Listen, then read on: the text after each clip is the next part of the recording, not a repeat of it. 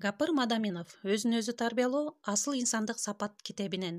Бүгүнкү өтүлүүчү тема кесипкөйлүккө өзүн өзү тарбиялоо 3-сабак. Даярдаган Бейшенова Салтанат Осяновна. Саламатсыздарбы, урматтуу 7 тубандагы менин сүйүктүү кесиптештерим. Биз кесиптик даярдыкты албетте жогорку окуу жайлардан алабыз.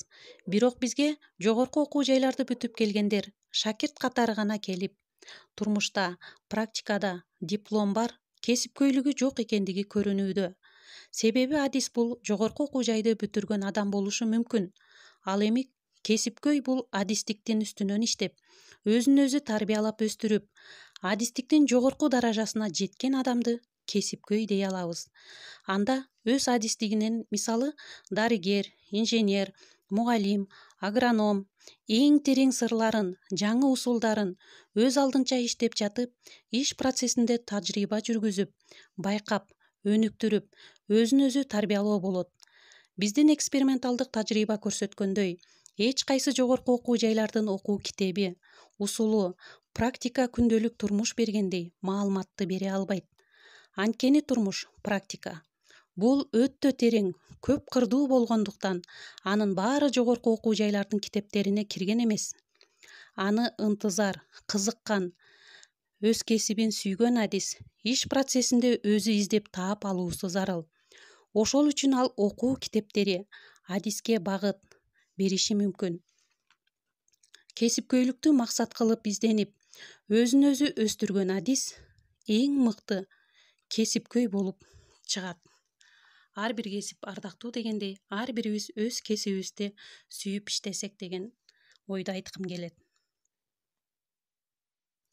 Кесипкөй болом деген адам өзүн өзү тарбиялап, билимин өстүрүү керек.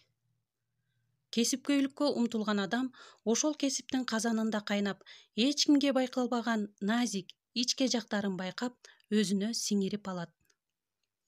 Өз адистигин сүйүү, өз адистигине элге керектигин түшүнүп, элдин ыраазычылыгына, сүйүүсүнө умтулуп иштөө.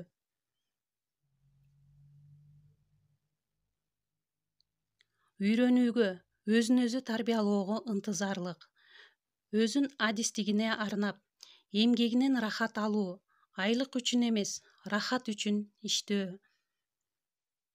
Ак ниет менен иштөө, чыдамдуулук, эрктүүлүк менен иштөө.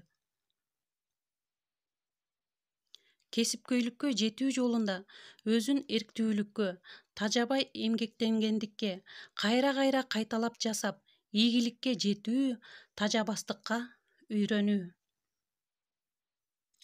Өзүнүн тажрыйбасын анализ кылып, ийгиликтерин талдап, аналитикалык метод менен иштеп, кесипкөйлүккө жетишүү.